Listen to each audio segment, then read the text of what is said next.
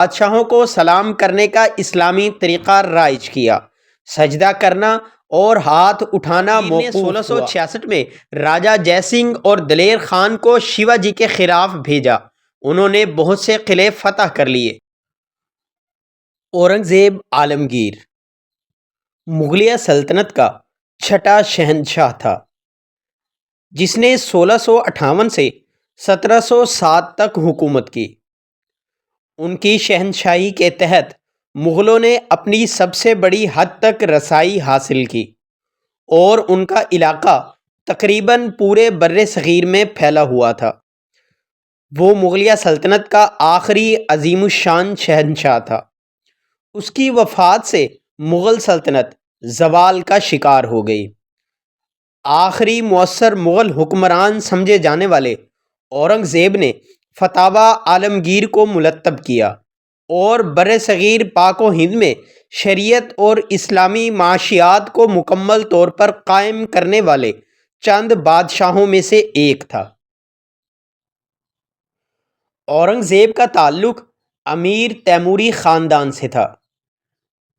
وہ اپنے والد شاہ جہاں کے ماتحت انتظامی اور فوجی عہدوں پر فائز رہا۔ ایک قابل فوجی کمانڈر کے طور پر پہچان حاصل کی۔ اورنگزیب نے 1636 سے 1637 میں دکن کے وائسرائے اور 1645 سے 1647 میں گجرات کے گورنر کی حیثیت سے خدمات انجام دی۔ اس نے 1648 سے 1652 میں ملتان اور سندھ کے صوبوں کا مشترکہ طور پر انتظام بھی سنبھالا اور ہمسایہ صفوی علاقوں میں مہمات جاری رکھیں۔ ستمبر 1657 میں شاہ جہاں نے اپنے سب سے بڑے دارالشکوہ کو اپنا جانشین نامزد کیا۔ اس اقدام کو اورنگزیب نے مسترد کر دیا، جس نے فروری 1658 میں خود کو شہنشاہ قرار دیا۔ اپریل 1658 میں اورنگزیب نے دھرمات کی لڑائی میں شکوہ اور مارواڑ کی اتحادی فوج کو شکست دی۔ مئی 1658 میں سمو گڑھ کی جنگ میں اورنگزیب کی فیصلہ کن فتح نے اس کے خود مختاری کو مضبوط کیا اور اس کی بالادستی کو پوری سلطنت نے تسلیم کیا۔ جولائی 1658 میں شاہ جہاں کی بیماری سے صحت یابی کے بعد اورنگزیب نے اسے حکومت کرنے کے لیے نااہل قرار دیا اور اپنے والد کو آگرہ قلعہ میں قید کر دیا۔ ان کے والد شاہ جہاں نے انہیں عالمگیر کا خطاب دیا۔ 3 نومبر 1618 کو مالوا کی سرحد پر پیدا ہوا۔ ان کی والدہ ارجمند بانو بیگم تھیں، جو ممتاز محل کے نام سے مشہور تھیں۔ اورنگزیب کی عمر 2 سال کی تھی جب شاہ جہاں نے اپنے باپ جہانگیر کے خلاف بغاوت کر دی۔ بیوی بچوں کو لے کر 4 سال تک بنگال اور تلنگانہ میں پھرتا رہا۔ آخر کار جہانگیر کے کہنے پر اپنے بیٹوں دارالشکوہ اور اورنگزیب عالمگیر کو دربار میں بھیج کر معافی مانگ لی۔ جہانگیر نے دونوں بچوں کو ملکہ نور جہاں کی نگرانی میں بھیج دیا۔ شاہ جہاں کی بیماری کے دوران میں دارالشکوہ نے تمام انتظام حکومت اپنے ہاتھ میں لے لیے۔ دارالشکوہ کی اس جلد بازی سے شاہ جہاں کی موت کی افواہیں پھیلنے لگیں اور ملک میں ابتری پھیل گئی۔ شاہ شجاع نے بنگال میں اپنی بادشاہت قائم کر لی اور آگرہ پر فوج کشی کے ارادے سے روانہ ہوا۔ بنارس کے قریب دارا اور شجاع کی فوجوں میں جنگ ہوئی، جس میں دارا کو فتح اور شجاع کو شکست ہوئی۔ اورنگزیب نے مراد سے مل کر دارالشکوہ کے مقابلے کی ٹھانی۔ اجین کے قریب دونوں فوجوں کا سامنا ہوا۔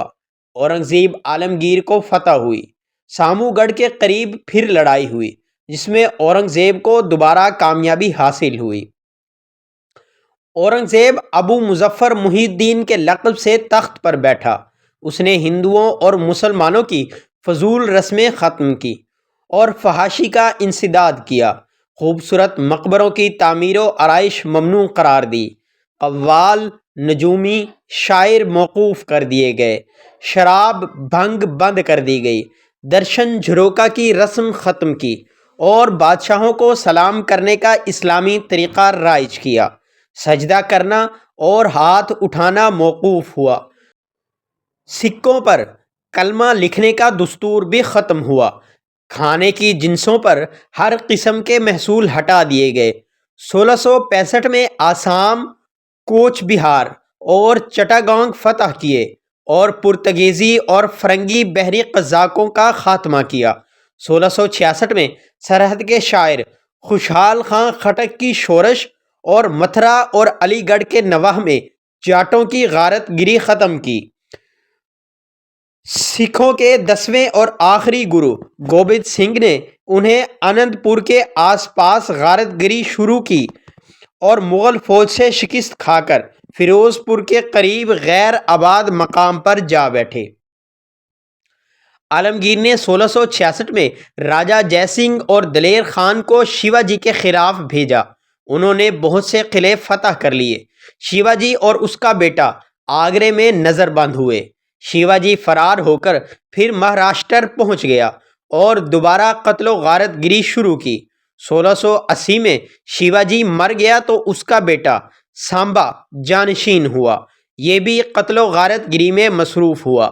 عالمگیر خود دکن پہنچا۔ سامبا جی گرفتار ہو کر مارا گیا۔ اس کا بیٹا ساہو دہلی میں نظر بند ہوا۔ دکن کا مطالعہ کر کے عالمگیر اس نتیجے پر پہنچا کہ بیجاپور اور گولکنڈہ کی ریاستوں سے مرہٹوں کو مدد ملتی ہے۔ اس نے 1686 میں بیجاپور اور 1687 میں گولکنڈہ کی ریاستیں ختم کر دیں۔ اس کے بعد مرہٹوں کے تعاقب میں ہندوستان کے انتہائی جنوب حصے بھی فتح کر لیے۔ مغلیہ سلطنت پورے ہندوستان میں پھیل چکی تھی۔ عالمگیر احمد نگر میں بیمار ہوا۔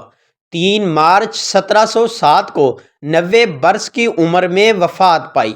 وصیت کے مطابق اسے خلد آباد میں دفن کیا گیا۔ خلد آباد سے قریب ایک مقام ہے جس کا نام اورنگ آباد ہے۔ اورنگ آباد میں اورنگ زیب کی مختلف یادگاریں آج بھی محفوظ ہیں۔ اورنگ زیب متقی، پرہیزگار، مدبر اور اعلیٰ درجے کا منتظم تھا۔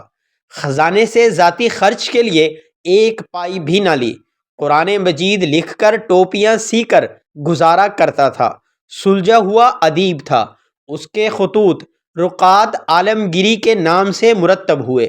اس کے حکم پر نظام سلطنت چلانے کے لیے ایک مجموعہ فتاوی تصنیف کیا گیا جسے تاریخ میں فتاوی عالمگیری کہا گیا۔